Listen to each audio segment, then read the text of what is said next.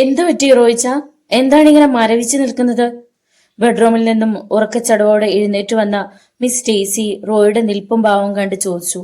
പക്ഷേ ആ ചോദ്യം അദ്ദേഹം കേട്ടില്ലെന്ന് തോന്നി. കണ്ണുകൾ തുറന്നാണ് ഇരുന്നതെങ്കിലും അവൾ വന്നതുപോലും അദ്ദേഹം കണ്ടില്ല. അപ്പോഴാണ് റിസീവർ താഴെ തൂങ്ങിക്കിടക്കുന്നത് ഡെയ്സിയുടെ ശ്രദ്ധയിൽപ്പെട്ടത്. അവൾ അതെടുത്ത് ചെവിയോടടുപ്പിച്ചു.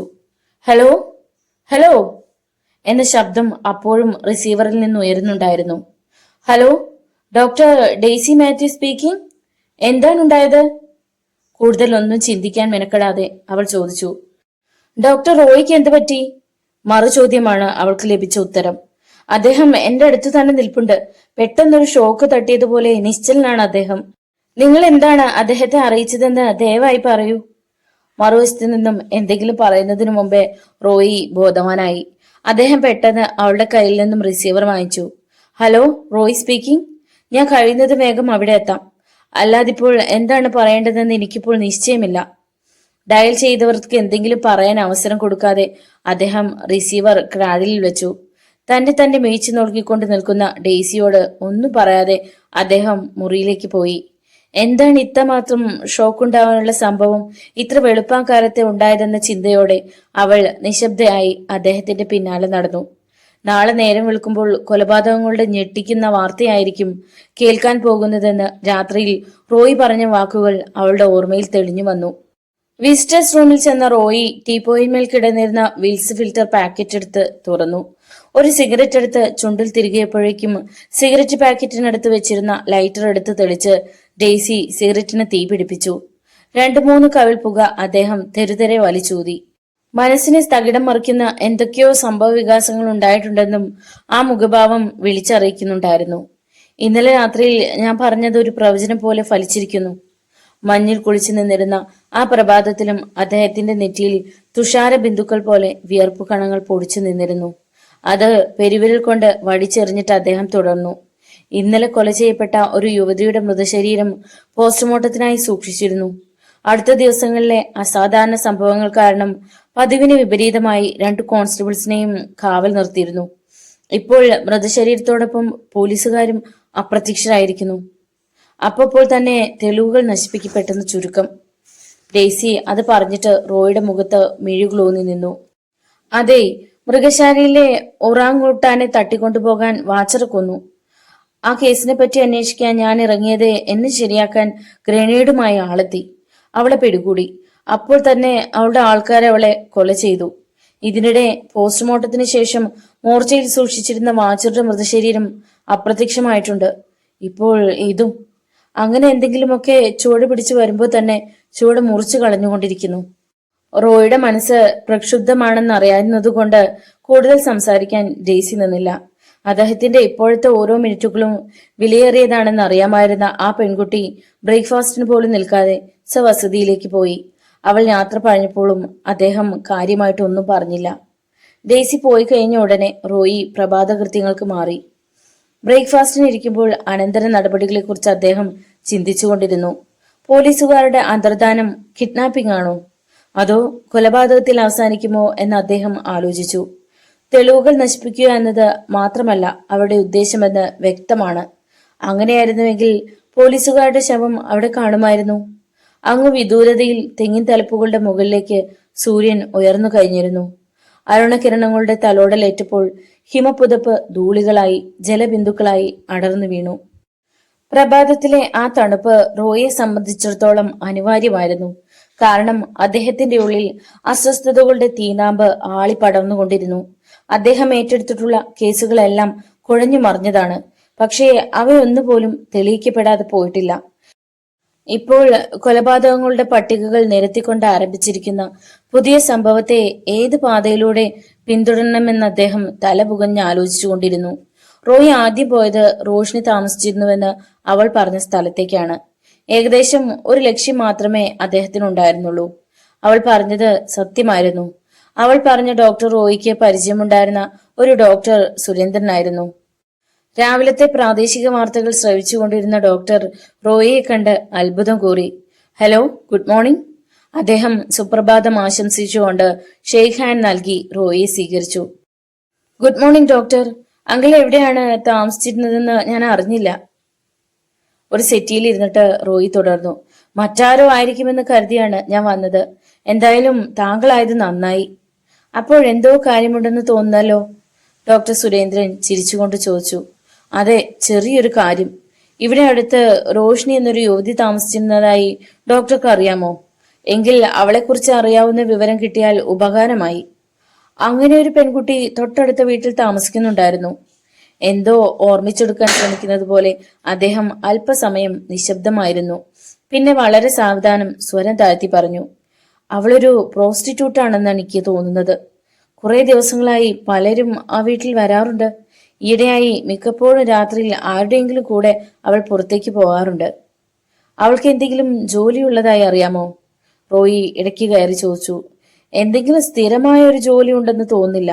കാരണം ഞാൻ 10 മണിക്ക് ശേഷമാണ് ഹോസ്പിറ്റലിലേക്ക് പോകുന്നത്. ഉച്ചയ്ക്ക് ഊണ് കഴിക്കാൻ വന്നാൽ 3:30 കഴിഞ്ഞേ പോകാറുള്ളൂ. ആ സമയങ്ങളിൽ മിക്കപ്പോഴും അവൾ അവിടെ കാണാറുണ്ട്. അപ്പോൾ അങ്ങനെയാണ്. റോയി അല്പസമയം ചിന്താമഗ്നനായിരുന്നു. വിൽസ് ഫിൽറ്റർ കിങ്സ് അദ്ദേഹത്തിന്റെ ചുണ്ടിൽ പുകഞ്ഞുകൊണ്ടിരുന്നു. മനസ്സിൽ ഉരുത്തിരിഞ്ഞുകൊണ്ടിരിക്കുന്ന ചോദ്യചിഹ്നങ്ങളുടെ ആകൃതിയിൽ പുകപടലം മുറിക്കുള്ളിൽ കറങ്ങി നടന്നു. റോഷ്നിയുടെ ആരെങ്കിലും എവിടെയെങ്കിലും താമസിക്കുന്നത് ഡോക്ടർക്ക് അറിവുണ്ടോ? സോറി, ഞാൻ ആദ്യം പറഞ്ഞ തരക്കാരിയായതുകൊണ്ട് അവളെപ്പറ്റി ഞാൻ യാതൊന്നും അന്വേഷിച്ചിട്ടില്ല. എങ്കിലും മുനിസിപ്പൽ ചെയർമാനുമായി എന്തോ ബന്ധമുണ്ടെന്നാണ് എന്റെ വിശ്വാസം. അങ്ങനെയൊരു തോന്നലുണ്ടാകാൻ കാരണം? റോയുടെ കുറ്റാന്വേഷണ ബുദ്ധി സടകുടഞ്ഞെണീറ്റു. ഒരിക്കൽ മാത്രം ഞാൻ അവളുമായി സംസാരിച്ചിട്ടുണ്ട്. അന്ന് അവൾ പറഞ്ഞത് എന്റെ ഒരു ചാർച്ചക്കാരനാണ് മുനിസിപ്പൽ ചെയർമാൻ എന്നാണ്. അതിരിക്കട്ടെ, അവളെ കാണാൻ പലരും വരാറുണ്ടെന്ന് പറഞ്ഞല്ലോ. അവരിൽ ആരെയെങ്കിലും പിടികൂടാൻ സഹായിക്കുമോ? ഞാൻ ഉദ്ദേശിക്കുന്നത് ആരെക്കുറിച്ച് എന്തെങ്കിലും ഒരു വിവരം തരാൻ താങ്കൾക്ക് കഴിയുമോ എന്നാണ്. I am really sorry. ഒരു ഡോക്ടർ എന്ന നിലവിട്ട് ഇങ്ങനെയുള്ളവരെ ശ്രദ്ധിക്കാൻ നമുക്കാവില്ലല്ലോ. ശരിയാണ് ഡോക്ടർ, ഞാനത് അംഗീകരിക്കുന്നു. എന്തായാലും ഇത്രയും വിവരങ്ങൾ അറിയാൻ കഴിഞ്ഞതിൽ സന്തോഷമുണ്ട്. അപ്പോൾ എന്താണ് ആ പെൺകുട്ടി വല്ല കുഴപ്പവും സൃഷ്ടിച്ചോ? അവൾ എന്തൊക്കെ ചെയ്തു കൂട്ടിയിട്ടുണ്ടെന്ന് എനിക്ക് ഇനിയും കണ്ടുപിടിക്കേണ്ടിയിരിക്കുന്നു. പക്ഷേ അവൾ ഇന്നലെ രാത്രി കൊല്ലപ്പെട്ടു. എങ്ങനെ? ഡോക്ടർ സുരേന്ദ്രൻ പെട്ടെന്ന് ചോദിച്ചു. അത് കണ്ടുപിടിക്കാനാണ് ഞാൻ ശ്രമിക്കുന്നത്. റോയി ഇരിപ്പിടത്തിൽ നിന്നും എഴുന്നേറ്റുകൊണ്ട് തുടർന്നു. ഞാൻ അല്പം തിരക്കിലാണ്. എന്റെ അന്വേഷണം പൂർത്തിയാകുമ്പോൾ വിവരങ്ങൾ അറിയിക്കാം. റോയി ഇറങ്ങിപ്പോയിട്ടും കുറച്ചു സമയം കൂടി ഡോക്ടർ സുരേന്ദ്രൻ നിശ്ചലനായി നിന്നുപോയി. അവസാനം അദ്ദേഹത്തിൽ നിന്നും ഒരു ദീർഘനിശ്വാസം ഉതിർന്നു. പോലീസിനെ സംബന്ധിച്ചിടത്തോളം എന്തെങ്കിലുമൊക്കെ പ്രശ്നങ്ങൾ ഉണ്ടായിരിക്കും. അതേക്കുറിച്ച് ആലോചിച്ചിട്ട് തനിക്ക് എന്തു നേടാൻ എന്നായിരിക്കും അദ്ദേഹം ചിന്തിച്ചത്. വെയിൽനാളങ്ങൾക്ക് ശക്തി കൂടിക്കൂടി വന്നു. റോയ് പിന്നീട് ജീപ്പ് നിർത്തിയത് പോലീസ് ചീഫിന്റെ വസതിക്ക് മുമ്പിലാണ്. ചീഫ് നരേന്ദ്രനാഥ് റോയിയെയും പ്രതീക്ഷിച്ച് അക്ഷമനായി ഇരിക്കുകയായിരുന്നു. എന്താണ് ചെയ്യേണ്ടത് റോയി? ആകെ ഒരു വല്ലാത്ത അവസ്ഥയാണല്ലോ. അദ്ദേഹം ചെന്നു കയറിയതേ ചീഫിൽ നിന്നുയർന്ന വാക്കുകളാണിവ. സർ, ഡോണ്ട് വറി, റോയി സമാധാനിപ്പിച്ചു. വളരെ താമസിയാതെ തന്നെ എന്തെങ്കിലും ഒരു തുമ്പ് നമുക്ക് ലഭിക്കാതിരിക്കില്ല എന്നാണ് എന്റെ പ്രതീക്ഷ. നമ്മുടെ പ്രതീക്ഷകളെ തകിടം മറിച്ചുകൊണ്ടാണല്ലോ ഇപ്പോൾ ഓരോന്നും നടക്കുന്നത്. അസ്വസ്ഥനായ സ്വരത്തിൽ സുരേന്ദ്രനാഥ് തുടർന്നു. താങ്കളോട് ആലോചിക്കാതെ തന്നെ ഞാനൊന്ന് ചെയ്തു. 2 പോലീസ് നായ്ക്കളെ ഹോസ്പിറ്റലിലേക്ക് കൊണ്ടുവരാൻ ഏർപ്പാട് ചെയ്തു കഴിഞ്ഞു. പിന്നെ ഫിംഗർ പ്രിന്റ് എക്സ്പേർട്ടിനോടും അവിടെ എത്തണമെന്ന് അറിയിച്ചിട്ടുണ്ട്. അതെന്തായാലും നന്നായി. ഒരു സിഗരറ്റ് കൊളുത്തിയിട്ട് റോയി തുടർന്നു. ആ മാർഗവും നമുക്ക് നോക്കാം. മൃതശരീരങ്ങളും പോലീസുകാരും എവിടെ മറിഞ്ഞുവെന്ന് കണ്ടെത്തിയാൽ നമുക്ക് അന്വേഷണം എളുപ്പമായി. ചിലപ്പോൾ മുഴുവൻ രഹസ്യങ്ങളും അതോടെ തെളിയാനും മതി. പിന്നെ സംസാരിച്ച് സമയം നഷ്ടപ്പെടുത്തേണ്ടെന്ന് അവർ തീരുമാനിച്ചു. ഉടൻ തന്നെ അവർ ഹോസ്പിറ്റലിലേക്ക് പോയി. അവിടെ ചെന്നപ്പോൾ സർക്കിൾ ഇൻസ്പെക്ടർ അടക്കം എല്ലാവരും തയ്യാറായി നിന്നിരുന്നു. 2 പോലീസ് നായ്ക്കളും ജോലിക്കുള്ള തയ്യാറെടുപ്പിൽ കാത്തു നിൽക്കുകയായിരുന്നു. നായ്ക്കളെ ആദ്യം മോർച്ചറിയിലേക്ക് വിട്ടു. അവ അതിനുള്ളിൽ 1 മിനിറ്റ് മണം പിടിച്ചിട്ട് കെട്ടിടത്തിന് ഒന്ന് വലം വെച്ചു. അല്പസമയം പോലീസുകാർ കാവൽ നിന്നിരുന്നിടത്ത് ചുറ്റി നടന്നിട്ട് പെട്ടെന്ന് മുന്നോട്ട് കുതിച്ചു. ആകാംക്ഷ നിറഞ്ഞ അനേകം കണ്ണുകൾ നായ്ക്കളെ പിന്തുടർന്നു. ആരാണ് കൊലയാളി? അവരെവിടെ ഒളിച്ചിരിക്കുന്നു? പോലീസ് നായ്ക്കൾക്ക് അവരെ കണ്ടെത്താൻ കഴിയുമോ? ഉത്തരം കിട്ടാത്ത നിരവധി ചോദ്യങ്ങൾ ഓരോരുത്തരുടെയും മനസ്സിൽ തങ്ങി നിൽക്കുന്നുണ്ടായിരുന്നു. അതിനെന്തെങ്കിലും ഉത്തരം കണ്ടെത്താൻ ആ നായ്ക്കളെ കൊണ്ടാവുമെന്ന പ്രതീക്ഷ റോയ്ക്കില്ലായിരുന്നു. അദ്ദേഹം വിരലടയാള വിദഗ്ധന് ചില നിർദ്ദേശങ്ങൾ കൊടുത്തിട്ട് മറ്റുള്ളവരോടൊപ്പം നായ്ക്കളുടെ പിന്നാലെ ഓടി. നായ്ക്കൾ ഹോസ്പിറ്റലിന്റെ മെയിൻ ഗേറ്റിലൂടെ തന്നെ പുറത്തേക്ക് ഓടി. 1/2 മൈൽ അകലെയുള്ള ഒരു പെട്രോൾ ബങ്കിൽ അവ അല്പസമയം നിന്നു. പിന്നെ വീണ്ടും ഓട്ടം ആരംഭിച്ചു. അവസാനം കടൽ തീരത്ത് ചെന്ന് നിന്നു. 2-3 പ്രാവശ്യം കടലിലേക്ക് ഇറങ്ങുകയും തീരത്ത് കയറി നിൽക്കുകയും ചെയ്യുകയല്ലാതെ മറ്റൊന്നും അവയെ കൊണ്ട് കഴിഞ്ഞില്ല. പോലീസ് ഓഫീസർമാരുടെ നെറ്റിയിൽ ചുളിവുകൾ വീണപ്പോൾ റോയുടെ ഉള്ളിൽ ചിരി പൊട്ടുകയായിരുന്നു. പോലീസ് നായ്ക്കൾക്ക് ഇതിൽ കൂടുതലൊന്നും ചെയ്യാനാവില്ലെന്ന് എല്ലാവർക്കും ബോധ്യമായി. എന്തായാലും ആ ശ്രമം കൊണ്ട് എന്തെങ്കിലും ഒരു ഫലം ഉണ്ടായേക്കുമെന്ന ശുഭപ്രതീക്ഷ പെട്ടെന്ന് റോയ്ക്കുണ്ടായി. അദ്ദേഹം ചീഫിനെയും കൂട്ടി നേരെ പെട്രോൾ ബങ്കിലെത്തി. നൈറ്റ് ഡ്യൂട്ടിയിൽ ഉണ്ടായിരുന്നവരിൽ ഒരാൾ അപ്പോഴും അവിടെ ഉണ്ടായിരുന്നു. ഇന്ന് നേരം വെളുക്കുന്നതിന് മുമ്പ്, അതായത് അർദ്ധരാത്രിക്ക് ശേഷം അവസാനമായി ഇവിടെ വന്ന് പെട്രോൾ അടിച്ചിട്ട് പോയ വണ്ടി ഏതായിരുന്നുവെന്ന് പറയാൻ കഴിയുമോ? റോയി അവരിൽ ആരോടൊന്നില്ലാതെ ചോദിച്ചു. വെളുപ്പിന് 4 മണിയോടടുത്ത് ഒരു ടെമ്പോവും വന്നിരുന്നു. നൈറ്റ് ഡ്യൂട്ടിയിലുണ്ടായിരുന്ന പണിക്കാർ പറഞ്ഞു. ഞാൻ പമ്പ് ഹൗസിലായിരുന്നു. കാര്യമായി ശ്രദ്ധിച്ചില്ലെന്ന് വേണം പറയാൻ. എങ്കിലും മുനിസിപ്പൽ ചെയർമാന്റെ വണ്ടിയായിരുന്നോ എന്നൊരു സംശയം എനിക്കില്ലാതില്ല. പെട്രോൾ കൊടുത്ത ആളിന് അറിയായിരിക്കുമല്ലോ? ചീഫ് ചോദിച്ചു. അറിയാൻ വഴിയില്ല. അയാള് ഇന്നലെയാണ് ഇവിടെ ജോലിക്ക് ജോയിൻ ചെയ്തത്. പഴയ ആൾക്കാരാണെങ്കിൽ പരിചയമുള്ള ഏത് വണ്ടിയും ഒറ്റ നോട്ടത്തിൽ അവർ മനസ്സിലാക്കും. അവിടെ നിന്നും കൂടുതലൊന്നും കിട്ടുകയില്ലെന്ന് ബോധ്യമായതുകൊണ്ട് അവരവിടെ നിന്നും നീങ്ങി. എന്നാലും ഒരു കാര്യം റോയ്ക്ക് ഉറപ്പായി. രാത്രി 3 മണിയോടടുത്തായിരിക്കണം കിഡ്നാപ്പിംഗ് നടന്നത്. പക്ഷേ ഹോസ്പിറ്റലിന്റെ മെയിൻ ഗേറ്റിലൂടെ അകത്ത് കടക്കുകയും പുറത്തിറങ്ങുകയും ചെയ്യണമെങ്കിൽ അവിടെ വാച്ച്മാൻ ഉള്ളതാണ്. അയാൾ ആ സമയത്ത് എന്ത് ചെയ്യുകയായിരുന്നോ? അഥവാ ഉറങ്ങിപ്പോയെങ്കിൽ പോലും ഒരു വാഹനം വന്നിട്ട് അയാൾ അറിയാതെ പോയോ? ഒരു പക്ഷേ അയാളും ഈ കിഡ്നാപ്പിംഗ് പ്രസ്ഥാനവുമായി ബന്ധമുണ്ടെന്ന് വരുമോ? സംശയങ്ങൾ, ഊഹങ്ങൾ, ചോദ്യങ്ങൾ അവ ഒന്നിനു പുറകെ ഒന്നായി റോയുടെ മനസ്സിൽ കുഴപ്പങ്ങൾ സൃഷ്ടിച്ചുകൊണ്ടിരുന്നു. ഇനിയും അന്വേഷണത്തിന്റെ തുടക്കം കുറിക്കേണ്ടത് എവിടെയാണെന്ന് പോലും അറിയാൻ കഴിഞ്ഞിട്ടില്ല. എന്തായാലും ഒരു കാര്യം അദ്ദേഹത്തിന് ഉറപ്പായി. ഒറാട്ടുട്ടാന്റെ മോഷണം മാത്രമല്ല ഇതിന്റെയൊക്കെ പിന്നിലുള്ളത്. നിഗൂഢവും അതിഭീകരവുമായ ഒരു സംഘടന ഇന്ത്യയുടെ ഏതെങ്കിലും ഭാഗത്ത് ഉടലെടുത്ത് കഴിഞ്ഞിട്ടുണ്ട്. അതിന്റെ ആസ്ഥാനം ഒരുപക്ഷെ ഈ കൊച്ചു കേരളത്തിൽ ആയിക്കൂടുന്നില്ല. ചീഫിനെ അദ്ദേഹത്തിന്റെ ക്വാർട്ടേഴ്സിൽ വിട്ടിട്ട് റോയി നേരെ മുനിസിപ്പൽ ചെയർമാന്റെ വീട്ടിലേക്ക് ജീപ്പ് വിട്ടു. ഇതിനു മുമ്പ് ഒരിക്കലും പരിചയമില്ലാത്ത ചെയർമാനെ എങ്ങനെയാണ് നേരിടേണ്ടതെന്ന് അദ്ദേഹം ആലോചിച്ചുകൊണ്ടിരുന്നു. അയാൾ എത്തരക്കാരനാണെന്നും നിശ്ചയമില്ല. 3 നിലയുള്ള ഒരു കൂറ്റൻ ബംഗ്ലാവായിരുന്നു മുനിസിപ്പൽ ചെയർമാന്റേത്. പോർച്ചിൽ ജീപ്പ് നിർത്തിയിട്ട് വാതിലിനരികിൽ ഘടിപ്പിച്ചിരുന്ന കോളിംഗ് ബെല്ലിൽ റോയി വിരലമർത്തി. മുറ്റത്ത് മനോഹരമായ ഒരു ഗാർഡനും അതിന്റെ മധ്യത്തിൽ ഫൗണ്ടനും ഉണ്ടായിരുന്നു. ഫൗണ്ടന്റെ മധ്യത്തിൽ നിൽക്കുന്ന സ്ത്രീ പ്രതിമയുടെ ഒക്കത്തിരിക്കുന്ന കുടത്തിൽ നിന്നും വെള്ളം ചിതറി വീഴുന്നു. മതിൽക്കെട്ടിനരികിൽ ബോഗൻവില്ല പൂത്തുലഞ്ഞു നിൽക്കുന്നു. എല്ലാം കലാഭംഗിയോടെ ഒരു ആർട്ടിസ്റ്റിന്റെ കൈവിരുതോടെ നട്ടുപിടിപ്പിച്ചിരിക്കുന്നു.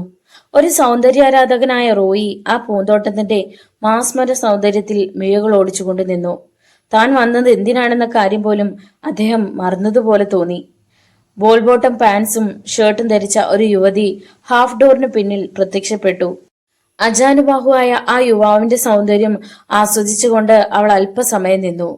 ഏതോ ഒരു അഭിശബ്ദ മുഹൂർത്തത്തിൽ റോയ് തിരിഞ്ഞു നോക്കിയപ്പോൾ തന്നെ ഉറ്റുനോക്കിക്കൊണ്ട് നിൽക്കുന്ന യുവതിയാണ് കണ്ടത്.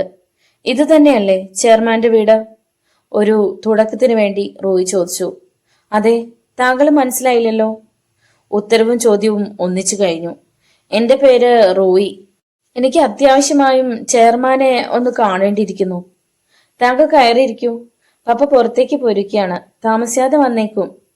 ചെയർമാനെ കണ്ടില്ലെങ്കിലും മകളിൽ നിന്നെങ്കിലും എന്തെങ്കിലും ചോർത്തിക്കൊണ്ടുപോകാമെന്നുള്ള കണക്കുകൂട്ടലുകളോടെ റോയി സിറ്റൌട്ടിലെ സെറ്റിയിലിരുന്നു.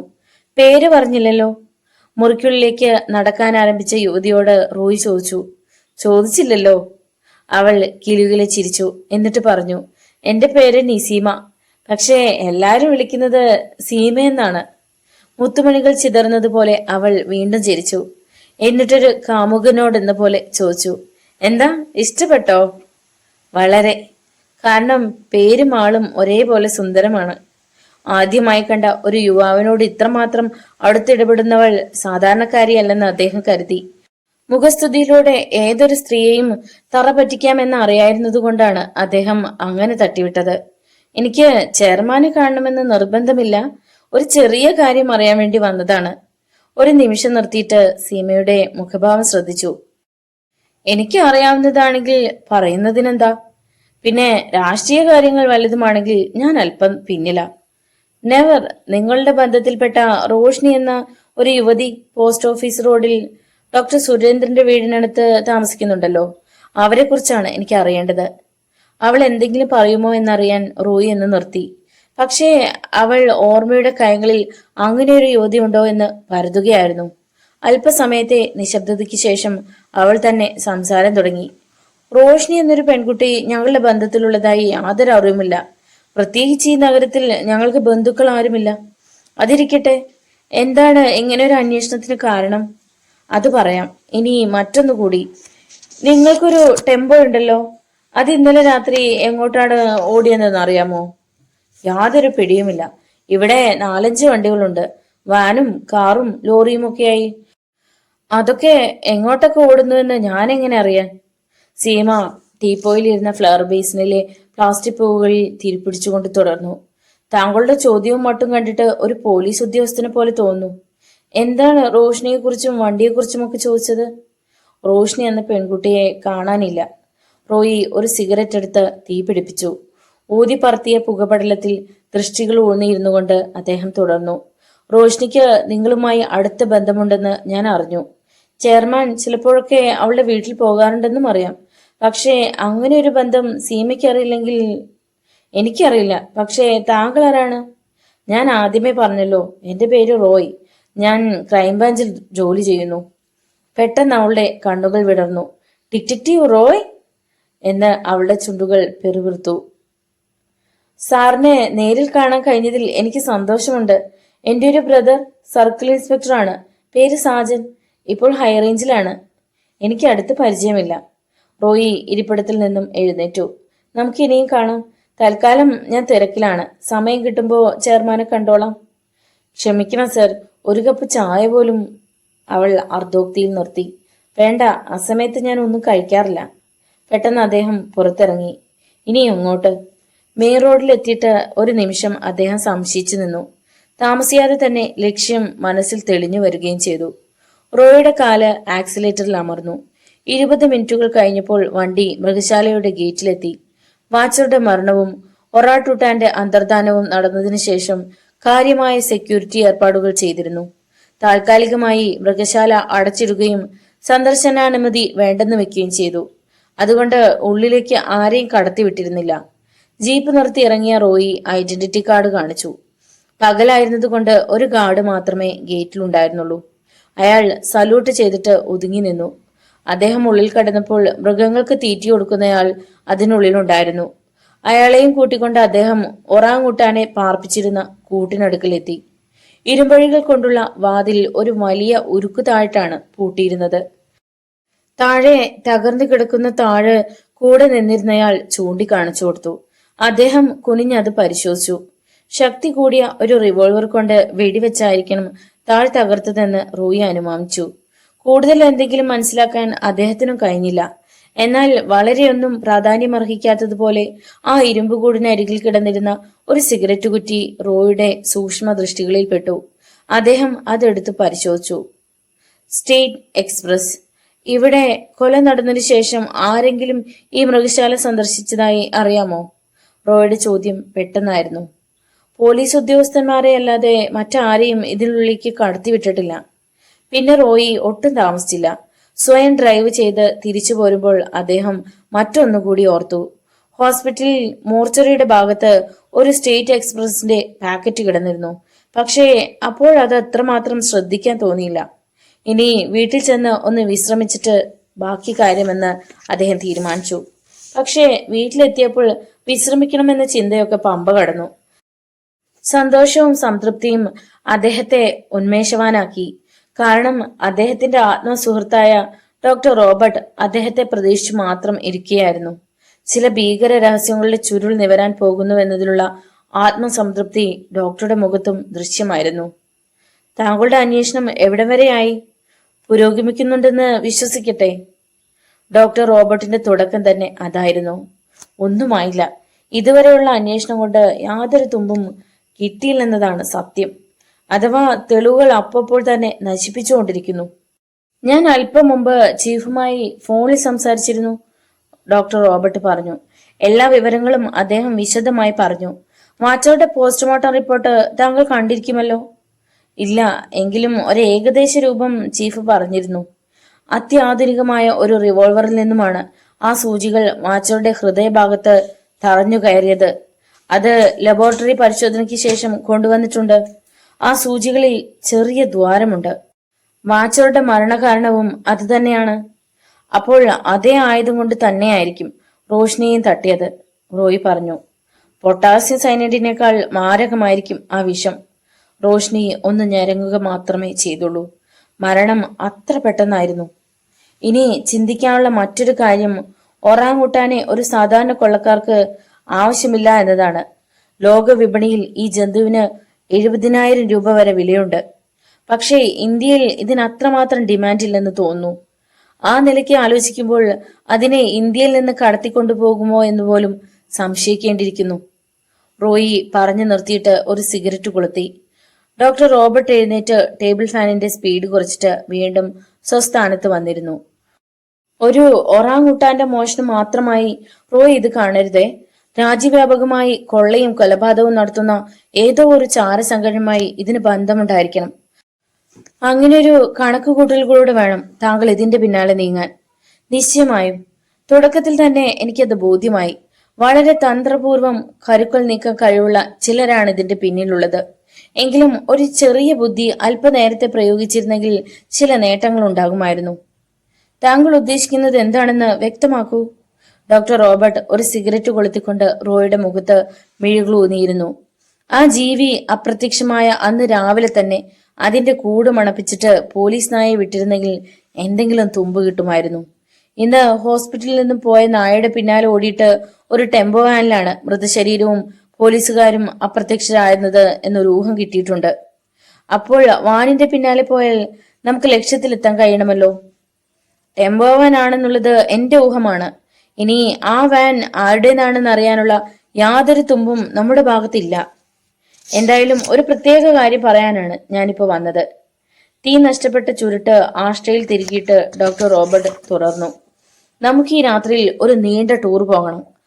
അപകടം പിടിച്ച ഒരു യാത്ര ആയിരിക്കും അത്. തികച്ചും സാഹസികം.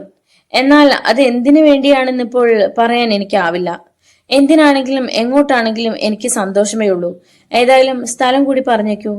സോറി മിസ്റ്റർ റോയ്, യാതൊരു കാരണവശാലും ഇപ്പോൾ അത് പറയാനാവില്ല. അദ്ദേഹം എഴുന്നേറ്റ് അല്പസമയം അങ്ങോട്ടും ഇങ്ങോട്ടും നടന്നു. പിന്നെ റോയുടെ മുന്നിൽ വന്നു നിന്നു. ചുവരുകൾക്ക് പോലും ചെവിയുണ്ടെന്ന് പണ്ട് കാരണവന്മാർ പറയാറുണ്ട്. പക്ഷേ ഇന്ന് ചുവരുകൾക്ക് മാത്രമല്ല, ഓരോ മണൽത്തരിക്ക് പോലും ചെവിയുണ്ട്.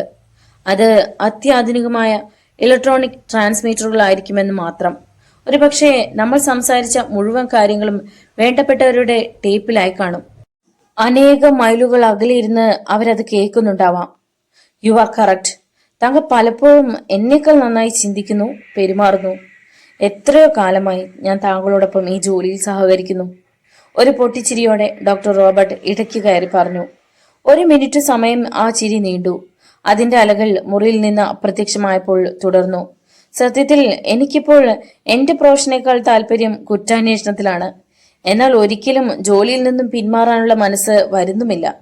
താങ്കൾ ഉള്ളതുകൊണ്ട് ഇടയ്ക്കെല്ലാം ഈ എന്റർടൈനർ ജീവിതത്തിൽ പങ്കുചേരാനാവും. താങ്കൾക്ക് ഇത് തമാശയായി തോന്നുന്നുണ്ടാവാം, റോയി പറഞ്ഞു. പക്ഷേ ജീവൻ പണയപ്പെടുത്തിക്കൊണ്ടാണ് ഓരോ നിമിഷവും തള്ളി നീക്കുന്നത്. അത് ഏറെക്കുറെ താങ്കൾ അനുഭവിച്ചിട്ടുള്ളതാണല്ലോ. ശരി, പൂർവ്വകാല സ്മരണകളൊക്കെ നമുക്ക് പിന്നീട് അനുസ്മരിക്കാം. ടീപ്പോയുടെ പുറത്തു കിടന്ന സ്റ്റെതസ്കോപ്പ് എടുത്ത് തോളിലിട്ടുകൊണ്ട് അദ്ദേഹം തുടർന്നു. ഞാൻ ഹോസ്പിറ്റലിൽ നിന്നും നേരെ പോരുകയായിരുന്നു. ഞാൻ ചെല്ലാൻ താമസിച്ചതുകൊണ്ടെന്ന് സൂസൻ ഊണ് പോലും കഴിച്ചിട്ടുണ്ടാവില്ല.